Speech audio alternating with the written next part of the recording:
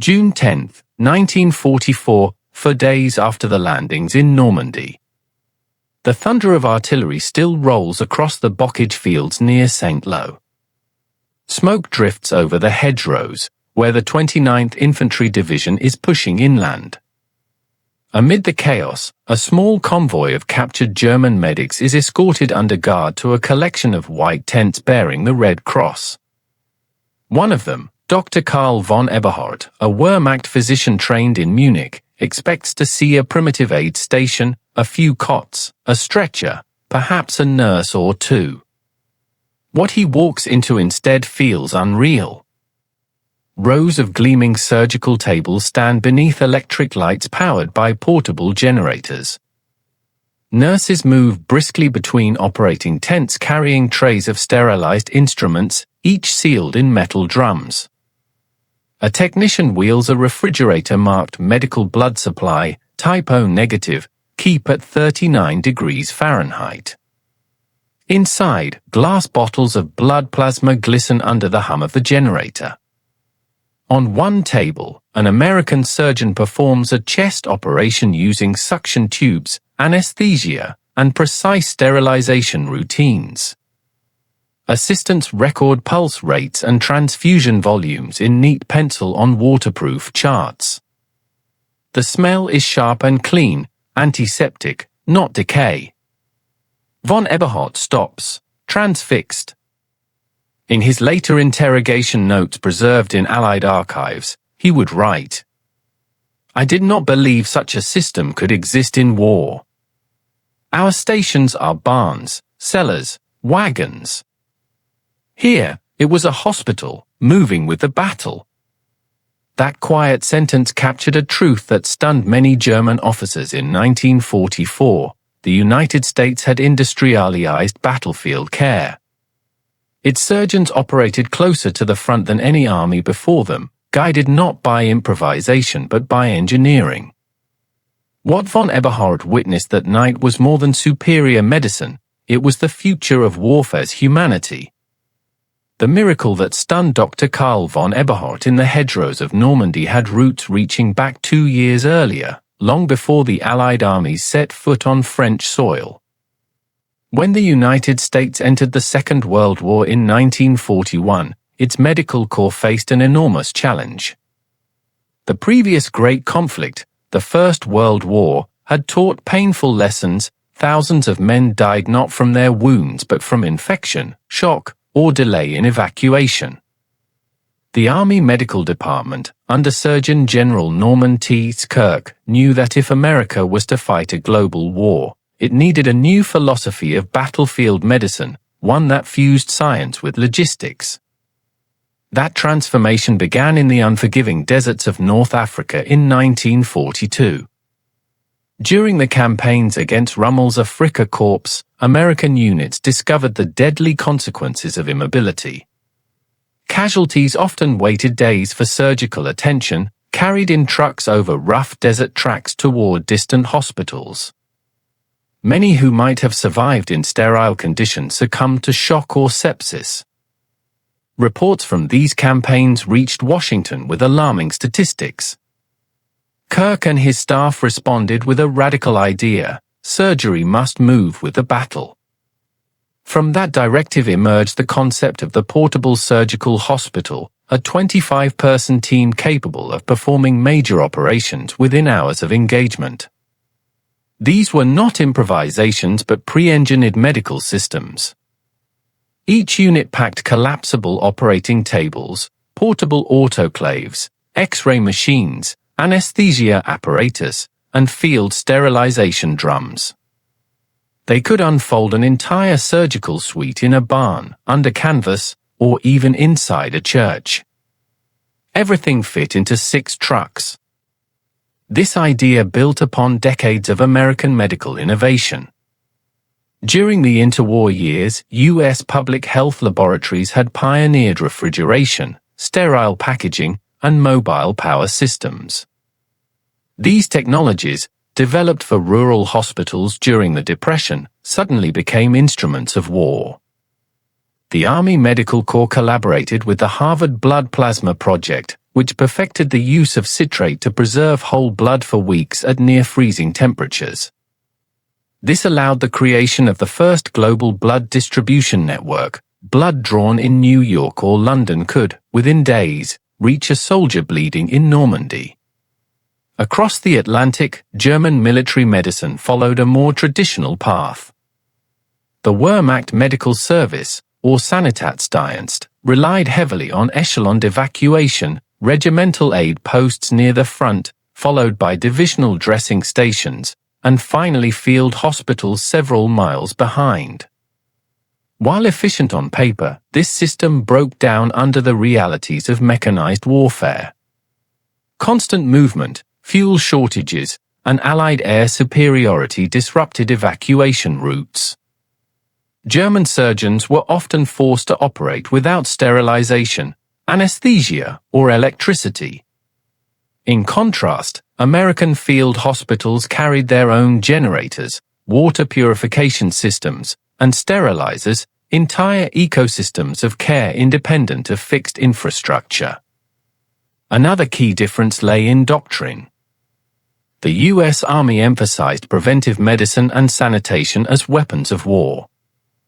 Units received training on hygiene, vaccination, and disease prevention, a reflection of lessons learned from typhus and dysentery outbreaks in earlier conflicts. Engineers built latrines, waste disposal systems, and chlorinated water tanks before the first rifle was fired. German reports later remarked that the American soldier fights as if he expects to live, a statement that, while cynical, captured the profound cultural difference between the two armies' approaches to human life. By 1944, the American medical machine had evolved into a synchronized chain of survival. A wounded soldier could move from frontline aid post to surgical table in under an hour.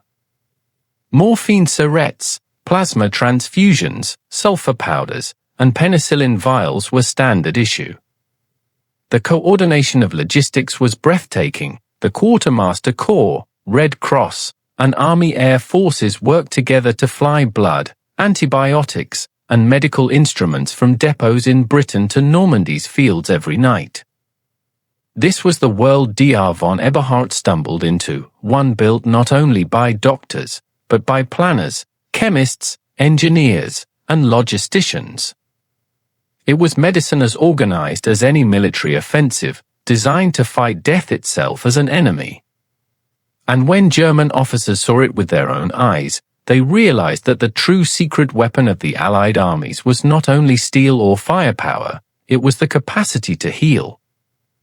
As the Allied armies clawed their way through the hedgerows of Normandy, the true test of America's mobile medical system began. Each division landing on the beaches carried within it a complete, tiered network of care, a living organism of triage, transport, and surgery. At the very front were the battalion aid stations, where medics, most of them barely out of high school, risked their lives under fire to stabilize the wounded. These men carried morphine syrettes in their breast pockets, used sulfur powder to prevent infection, and scribbled a single letter M on a man's forehead to indicate the dosage already given. From there, small jeeps marked with red crosses ferried casualties through cratered roads to collecting stations, typically a cluster of tents set up behind a ridge or farmhouse. Here, surgeons began their grim arithmetic of triage: who could be saved immediately, who could wait, and who was already beyond help. For those still breathing, the speed of evacuation was everything. Medics and orderlies measured progress in minutes. Field reports from the 45th and 4th Infantry Divisions note average evacuation times of 40 to 50 minutes from injury to operating table, a staggering improvement over any previous war. Behind the collecting stations stood the clearing stations and portable surgical hospitals, where the real miracles took place. Each could be erected in less than 2 hours, powered by portable diesel generators and equipped with sterilization drums, autoclaves, X-ray machines, and a pharmacy.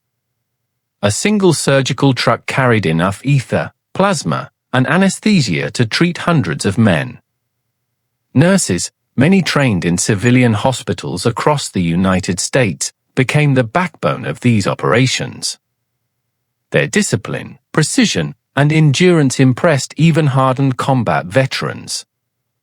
Among the most influential figures in this transformation was Lieutenant Colonel Edward D. Churchill, a Harvard surgeon assigned to the Mediterranean theater and later to the Normandy Command.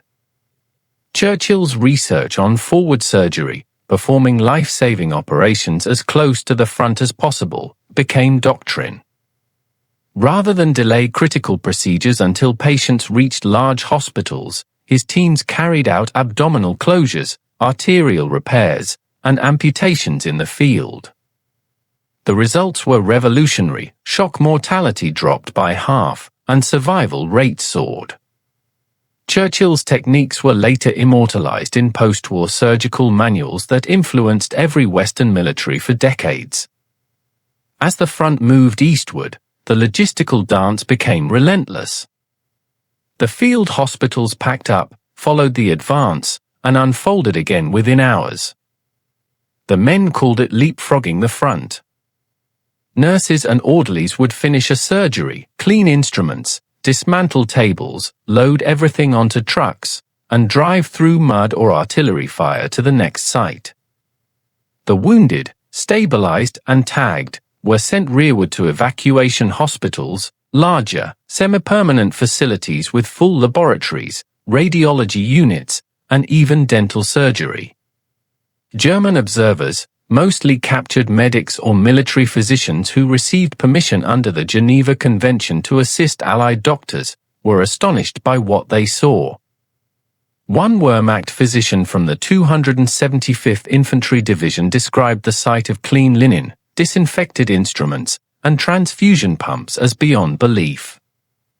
In his report, later archived at the U.S. Army Medical Museum, he wrote, "We assumed that such organization would be impossible near the front line. Yet the Americans have created a hospital that walks with the Army. Every tent, cable, and surgical instrument was part of a larger choreography, a system built on precision and trust. Within this chain, a wounded man ceased to be a casualty of chaos and instead became part of a calculated flow toward survival." By late July 1944, as the Battle of Saint-Lô raged and the Allied front began to fracture German lines, American field hospitals were operating at their limit. Day and night, the hum of generators and the rhythmic clatter of surgical tools filled the French countryside.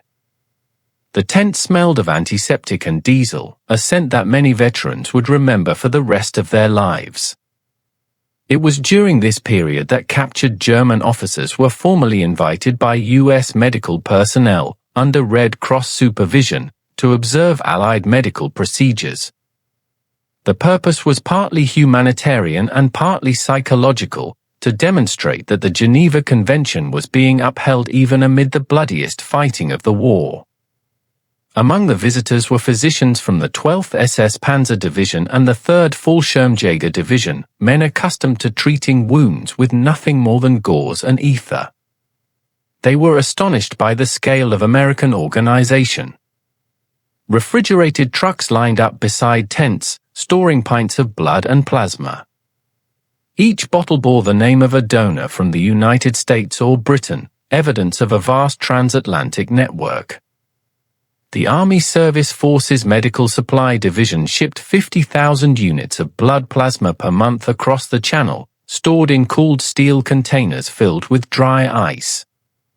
For the first time in military history, blood had become a logistical commodity, inventoried, catalogued, and transported like ammunition.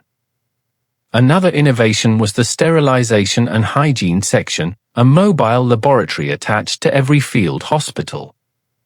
Its personnel tested water sources, sterilized surgical linen with portable autoclaves, and ensured waste disposal met strict sanitary standards.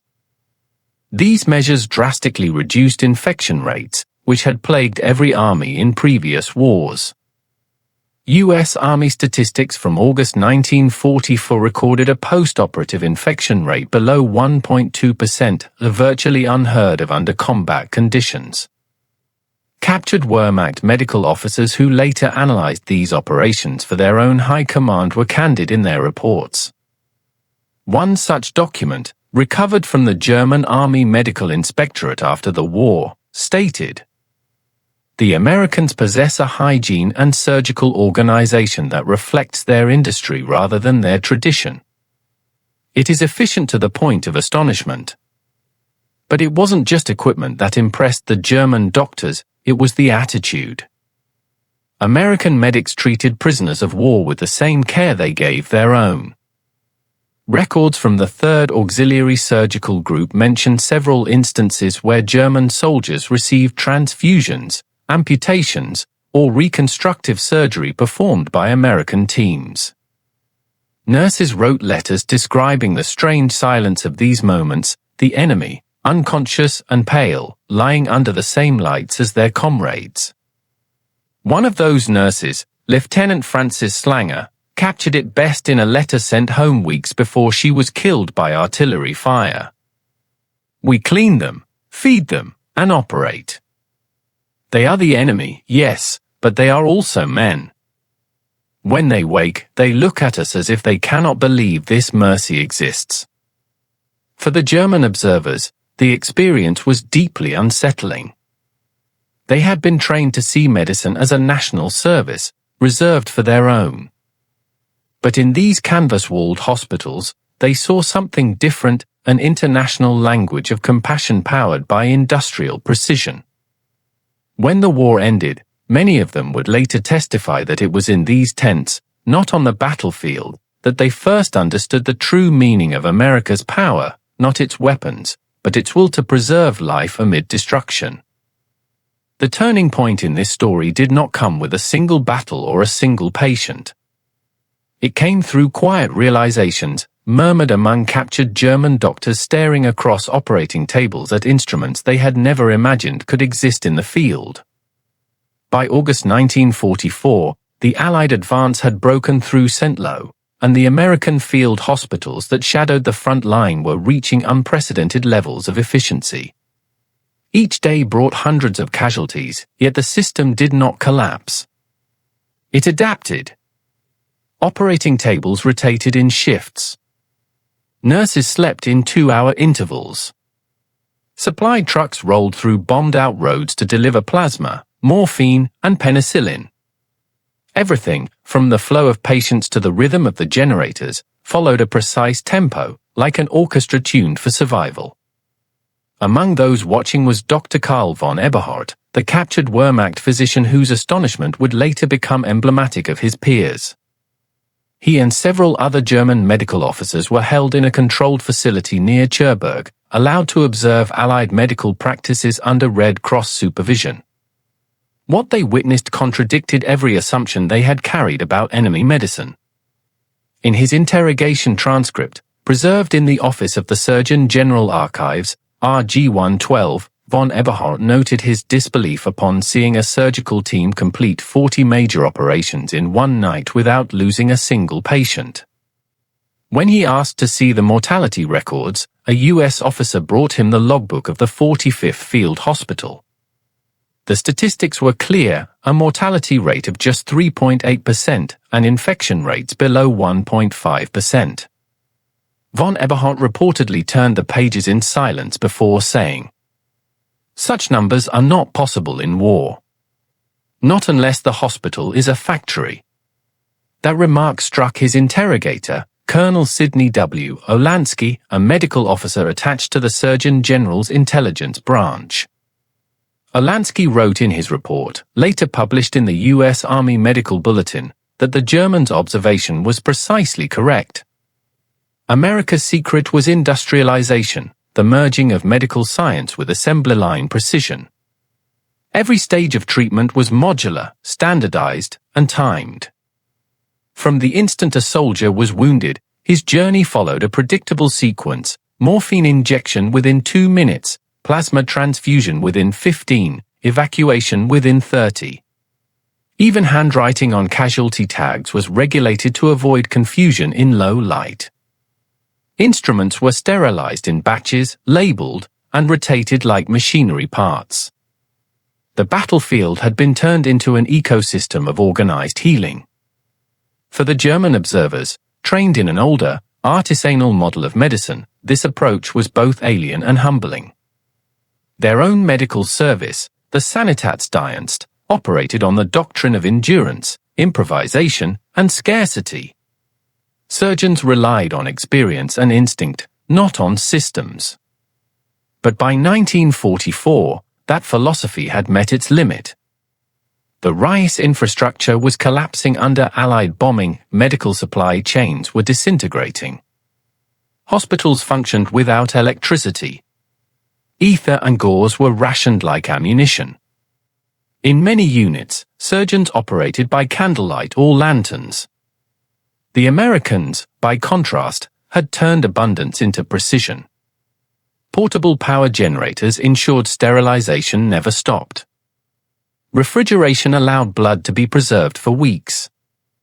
Penicillin, still a rare miracle in Europe, was available in nearly every U.S. field hospital, mass-produced through cooperation between the military and pharmaceutical companies such as Pfizer and Merck. The Germans, still dependent on sulfur drugs, were astonished by the antibiotics' results. Post-operative infections, which in their own hospitals often killed 1 in 5, were almost non-existent among the Americans. Yet beyond the machinery and the medicine, what struck von Eberhardt most was the culture. He saw nurses and orderlies tending not only to Allied soldiers but also to German prisoners, often with the same care and diligence. One entry in his statement reads, "It was against our expectation. I saw a young American nurse wipe the forehead of a wounded Obergefreiter, corporal, from my unit. She spoke gently. I do not recall such gentleness in our hospitals." That single observation reflected something deeper than logistics. It was ideology turned inside out. In the midst of total war, the Americans were treating the enemy as human. For German officers steeped in years of propaganda, it was disorienting. Colonel Alansky later summarized their reactions in his internal report. What shocked them most was not the technology, but the philosophy that the enemy deserved to live. By the time autumn arrived, the U.S. medical system had reached its peak operational rhythm. Hospitals leapfrogged hundreds of miles across France without losing continuity of care. In one recorded instance from September 1944 near Chartres, the 12th Evacuation Hospital performed 1,200 operations in 10 days, moving twice during that period, and losing not a single patient during transit. Even German intelligence analysts, reviewing reports from captured personnel, admitted grudging admiration. A post-war document recovered from the German Army Medical Inspectorate, later cited in the British Journal of Military Medicine, stated, "The American field hospital represents a new synthesis of science and supply. It is not medicine of the battlefield, it is medicine of the industrial age." For von Eberhardt and his colleagues, this was a revelation that cut to the heart of their military worldview. They had been taught that victory came from speed, surprise, and discipline, but here was a different kind of power, one that saved more lives than any weapon could take. When asked in his final debriefing what he thought defined American strength, von Eberhardt gave a simple answer. Their soldiers fight with the certainty that someone will reach them if they fall. That is their morale, and we cannot match it.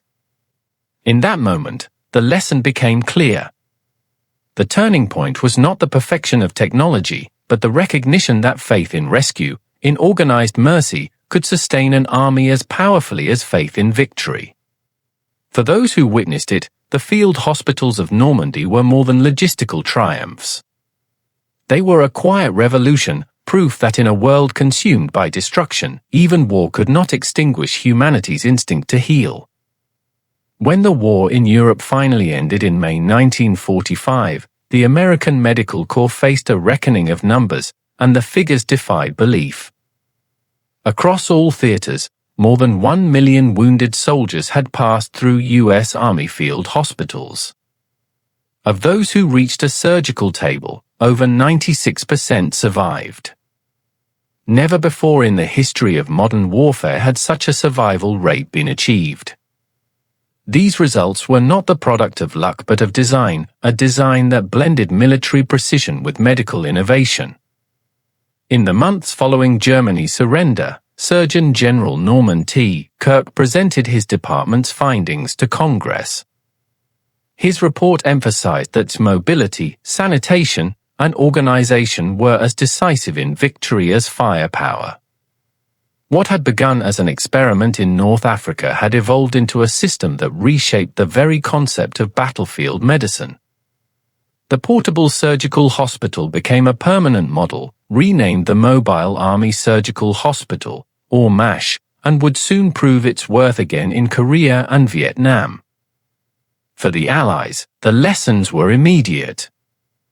British and Canadian forces adopted the American tiered evacuation model, while French and Norwegian units reorganized their own field services under similar principles. Even the defeated nations took notice.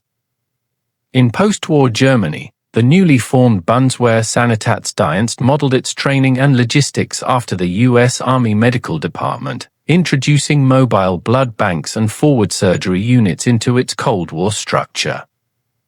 The systems born under canvas tents in Normandy would, within a decade, become global doctrine.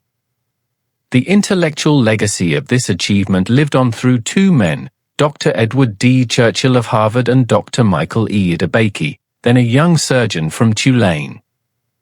Together, they compiled 12 monumental volumes known as the Medical Department, Surgery in World War II, published between 1948 and 1956.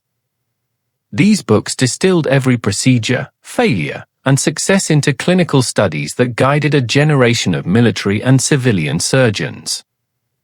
Their findings introduced the concept of damage control surgery, emphasized early wound debridement, and formalized the triage system still used today in emergency medicine. But perhaps the most profound consequence was ethical. The humanitarian standards practiced by American field hospitals became a powerful statement in the post-war tribunals. At Nuremberg, where German doctors were tried for crimes against humanity, several witnesses, including captured Wehrmacht physicians, testified about the contrasting care they had witnessed in Allied hospitals. Their words, preserved in court transcripts, painted a stark picture that even amidst total war, it was possible to preserve the principle that every life had equal worth under the Geneva Convention. The U.S. Medical Service had also pioneered something invisible yet transformative: data collection. Every operation, transfusion, and evacuation was logged and later analyzed. Those records provided insight into wound patterns, infection rates, and the efficacy of antibiotics. From that data emerged the foundations of modern trauma medicine and emergency evacuation systems. Helicopter medical transport, introduced only a few years later in Korea, traced its lineage directly to the lessons of Normandy's dusty roads and field tents. By 1946, as hospitals across Europe were dismantled or repurposed, American medical officers looked back at their achievement with quiet pride. They had built not just a chain of survival, but a new moral architecture for war, one where organization, science, and compassion intertwined. Even as soldiers returned home, the legacy of those tents endured in every civilian emergency room, every ambulance dispatch system, every sterile operating suite. For the German doctors who once looked upon those field hospitals in disbelief, the lesson was enduring. Many went on to rebuild medical services in post-war Europe, carrying with them the memory of that night under canvas, when the enemy's hospital had shown them the future.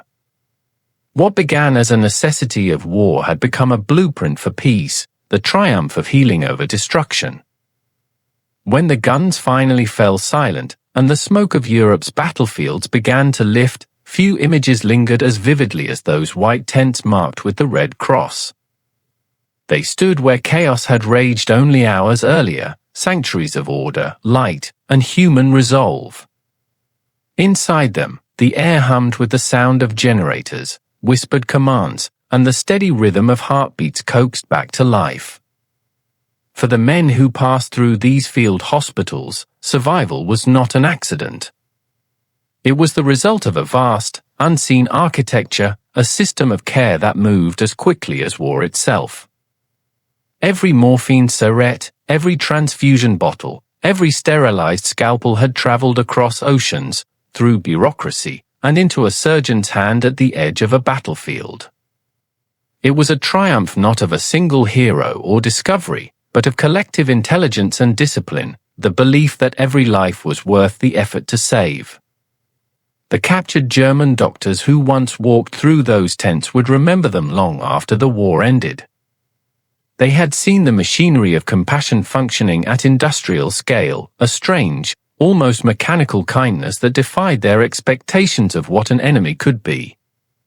In a conflict defined by destruction, it was these quiet places of preservation that truly marked a civilization's strength. The American field hospitals of 1944 did more than heal the wounded, they redefined the boundaries of what war could allow.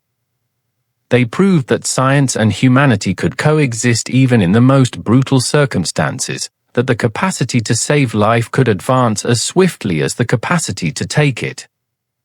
When historians look back at that summer in Normandy, they often speak of logistics, tactics, and victory. But for the soldiers who opened their eyes beneath canvas roofs, who felt the sting of antiseptic instead of the cold of dying, victory meant something simpler. It meant that someone had reached them in time. And perhaps that is the quiet truth of modern war. History remembers the weapons that changed its course, but the future is written by those who refuse to let men die unseen. Because even amid the machinery of destruction, the highest form of power is still the will to heal.